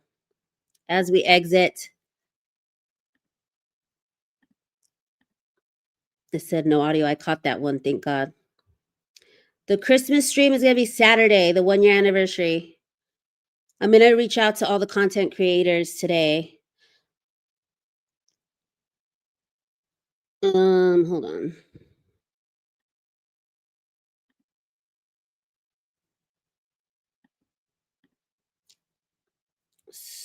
And I never removed the fuck no she didn't comment. Sorry, y'all. It's because it's so weird. It basically like doubles up on what I'm sharing. So let me just figure this out why it's doing that. Share screen. Okay, for some reason it keeps deleting botchies. Hold on 1 second. Because it said no audio, but I caught it. Earlier when Laura was like, oh, the audio is fine, I was like, no, it's because it's saying, it gives me like a little warning, like something will pop up and be like, the audio's out. Okay, slammed. See if it works now. He yelled at me. I don't remember exactly what he said. He yelled something, then slammed his hands down on the director's chair next to me and walked away. Slammed his hands down. Stop, rewind, slam the chair. Stop, rewind, slam the chair to the ground. Who's doing revisionist history now? You said if he does something like that to me one more time, I'm going to walk off the movie. Well, you never walked off the movie, did you? So I'm gonna guess he never did again. Slammed his hands down. Stop, rewind, slam the chair. Stop, rewind, slam the chair to the ground. Who's doing revisionist history now? All right, was there still no audio? It said, Vizio said there was no audio, or was that earlier? Saturday, it's going to be in the evening. I believe it's going to be around 8 Eastern, 8 or 9 Eastern. I'm going to throw those 2 times out, but usually, you know, my normal nighttime, which is 8 or 9 Eastern, which is when I can stream. So we will update you. Stay tuned here. I will post it in the community. So today I'm going to reach out to everybody, and hopefully we get a ton of content creators who want to join. I want to get some of the old school ones, like I said, like Colonel, Melanie, like some of the old school people that were in the beginning. And it'll just basically be like 1 year on, like what have we learned? Where are we at? All that good stuff. So I appreciate you guys. Thank you once again. Bye everyone. Have an awesome day.